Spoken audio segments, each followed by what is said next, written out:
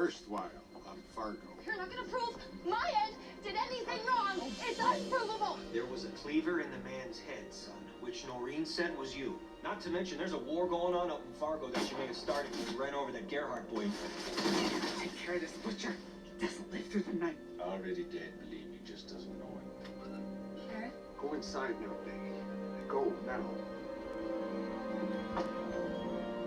Ed home? Ed who? No, Peggy. Hey, Peggy.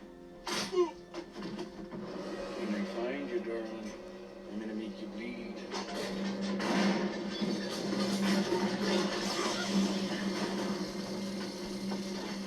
I need to find Peggy. You're still in my custody. You look worse than me. Don't tire yourself. We know where he's headed.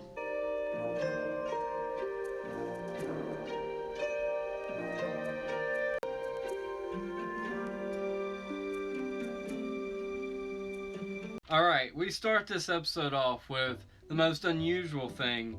It's episode 6, and that's kind of bizarre because episode 7's already happened, and this is episode 8.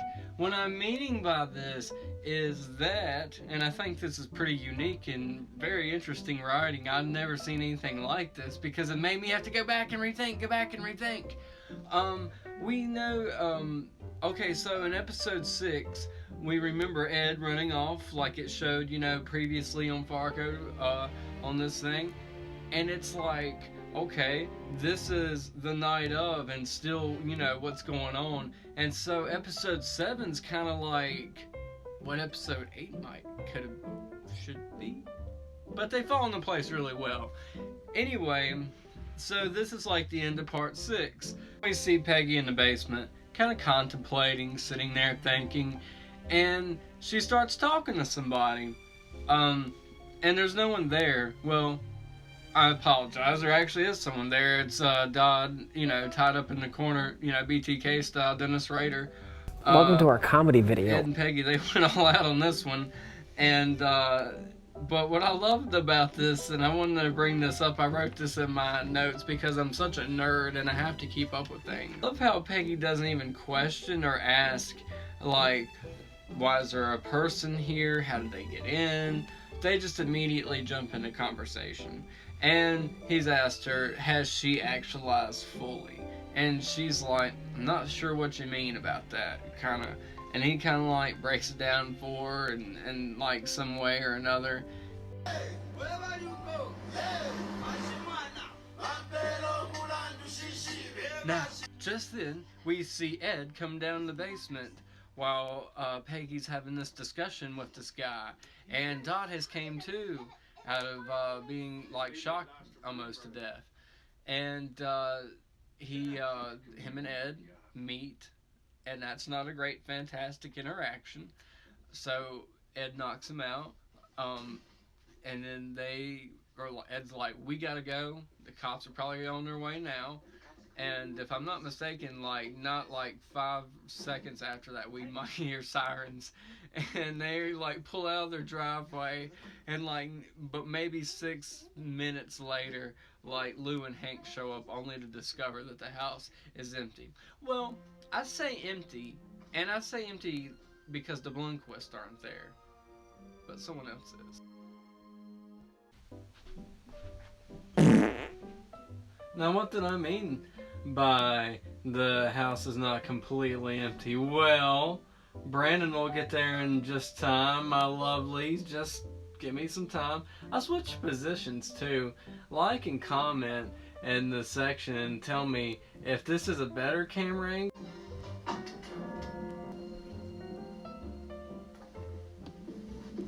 Ed and Peggy leave. We see Lou and Ed search the house. Now, while they're searching the house, they come upon nothing. And they don't do as good as a thorough job as who we're about to see.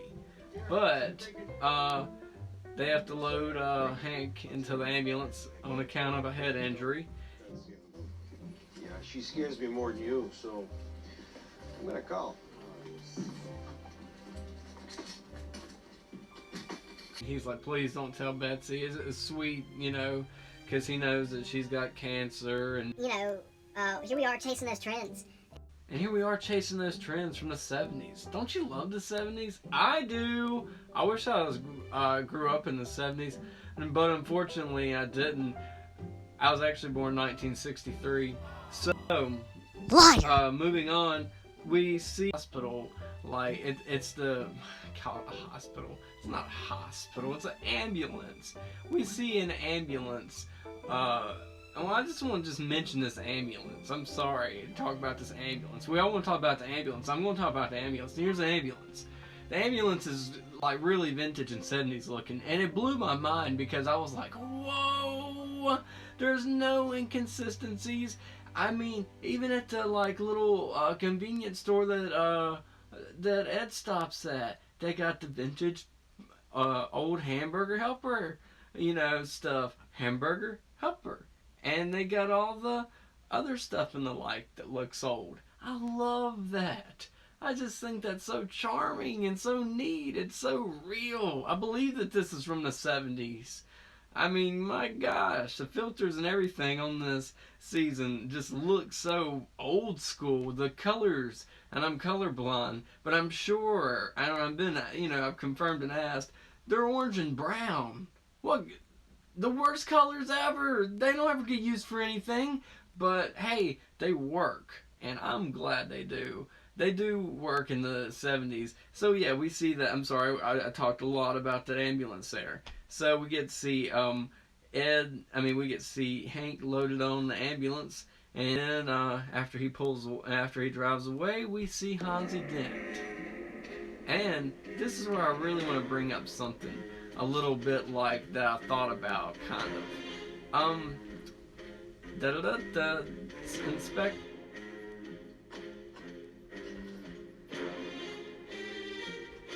Inspector Hanzee. I mean, this guy should have been a detective. My goodness, he does a more thorough search than the actual police and the statey. I mean, serious, or a sheriff and a state police. I mean, my God.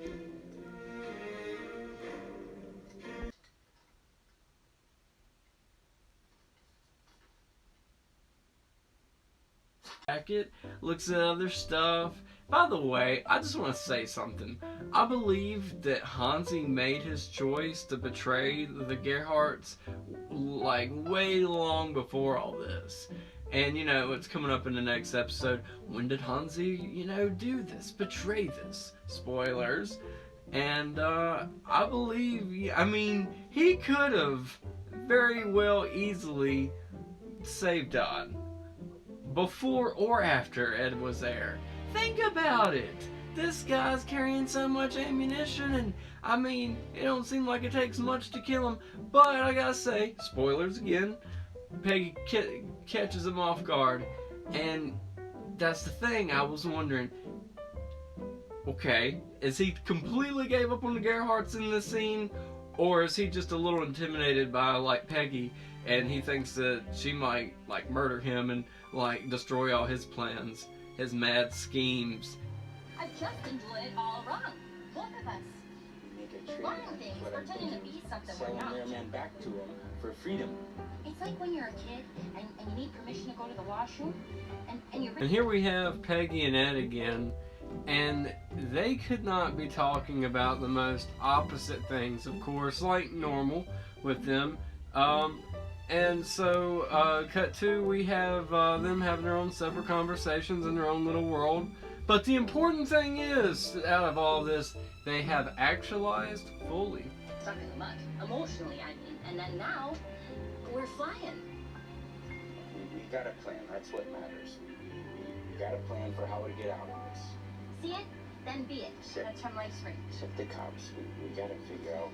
We're gonna figure this out. Right now, I just gotta keep us alive. You're doing it, hun. We both are. We're actualized. Hey! We're fully actualized now. I don't know why I had to look in my notes to remember that. But I did say they are very off, but in some ways they're a little in sync. It's kind of neat and interesting. So cut to, we're at Uncle Grady's cabin in Canastota. like Ed was talking about, and they got a plan. And Peggy, she is smart. I mean, she really is, and she's thinking ahead. I like this little scene right here because we have they got to, like I said, where they needed to be at the cabin. They're coming out of the car, and she's like, "Oh, wow, that's so nice." And he's getting out of the trunk. So wait, before you get him out, make sure we get the shocker thing in case and good thing they did, because he kicks Ed right in the stomach or face or something, and it knocks into a tree. Oh, I like it. How come I've never come here before? You said Uncle Grady smelled like athlete's foot. Remember? Hun. What? Casey gets feisty.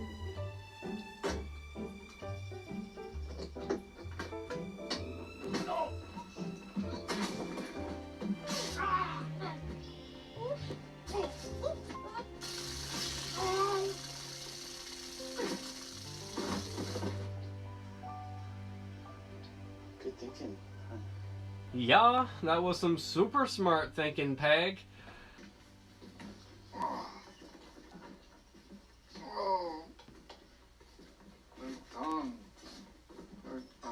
What? They bit my tongue half off. But now Dad's bit his tongue half, and so they're tying him up, and they're trying to form up a little plan here. Ed discovers that Dodd is Dodd Gerhardt. Dad, in case you're wondering, you and your whore. Zip your lips. God, Gerhardt. Remember, well, I didn't show this, but he didn't know actually who he was. He just thought he was he knew he was part of the Gerhardt operation. Now he's like, oh, I got a family member. He's like, I can, really run with this. I'm gonna have fun taking her apart. And so he's like, we're gonna come up with some plans. I'm gonna go ahead and call, and then you stay here with him. What could go wrong? There's another little interesting thing that I wanted to bring up. I thought was a little odd. Now, Peggy's mentioned, she's like, hey, instead of going to a convenience store, you could just use the phone over there. And he was like, well, I don't want them to trace the call. And I understand, they had they had technology in the 70s, but it was pretty limited. And they found this Uncle Grady's cabin in Canastota out of nowhere, out of the blue. So I'm thinking they're pretty well off the grid. Why even bother going to a payphone? But hey, sure, if it adds to the plot. It's a little convenience store. We'll go make the call. Oh, hun, there's a phone in the bathroom. Yo, so Trace. Oh, smart thinking it, Blomquist. What are you gonna say?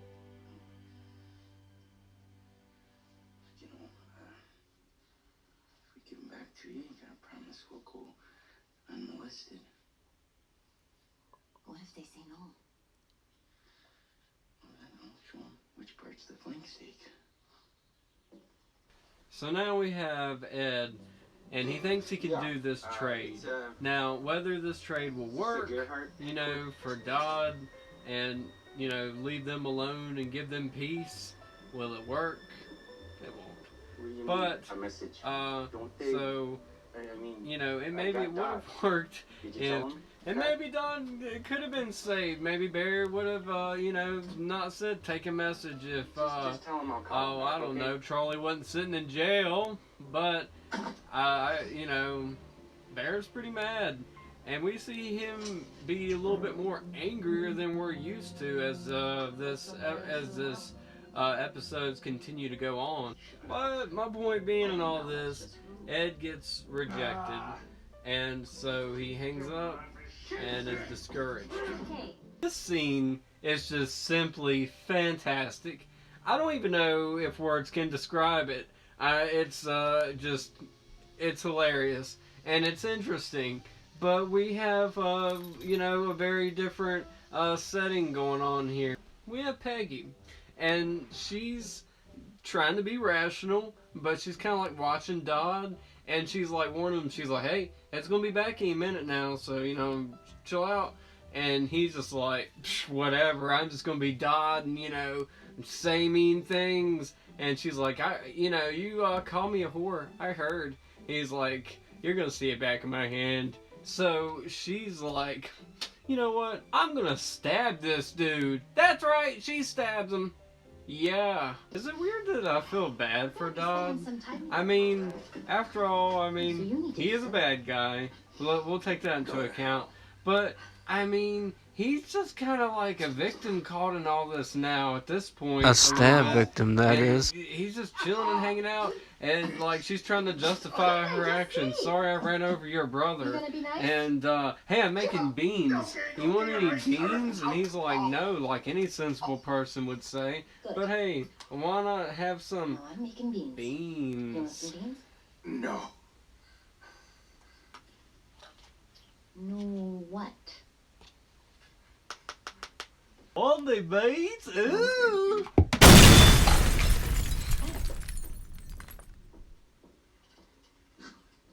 I gotta say, this whole thing has just been... And, I mean, I'm sorry about your brother. I am, but it was an accident. So now, when you have a scene like this, at this point, it almost feels like it's almost like a little bit of a comedy scene or show. I almost feel like we could add a laugh track to what's going on. It's almost degrading, humiliating, but also funny at the same time. I mean, but really odd. So now, I'm hoping, we're both hoping, that we can just smooth this all over now, and everything can go back to normal. Oh wait, now you said you didn't want beans, didn't you? No, it's okay. They're good.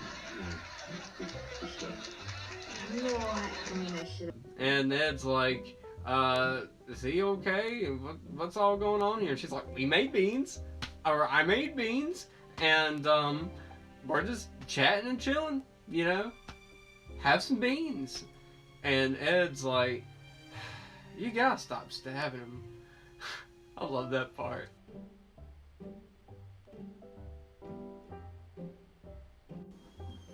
Oh, hey, hon. I made some beans. You want some? No, it's okay. What happened to him? Oh, well, no. We don't need to talk about that, do we?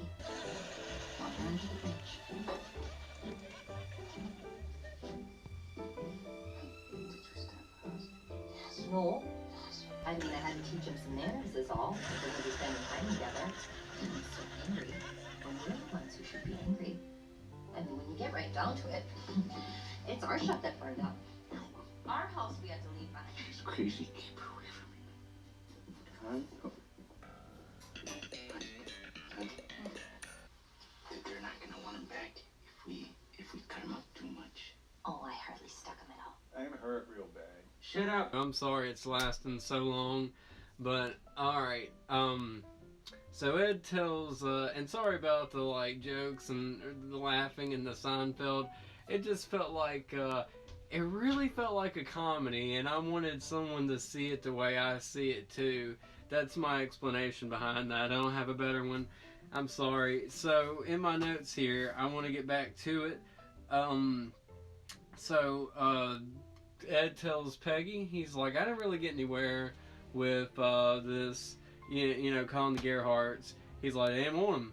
And she was like, "Oh," she was like, "Well, you know what, you know what, I doubted myself, Ed Blomquist." She's like, "Don't do that." She is, I can't believe I have to look this up. She is actualized fully.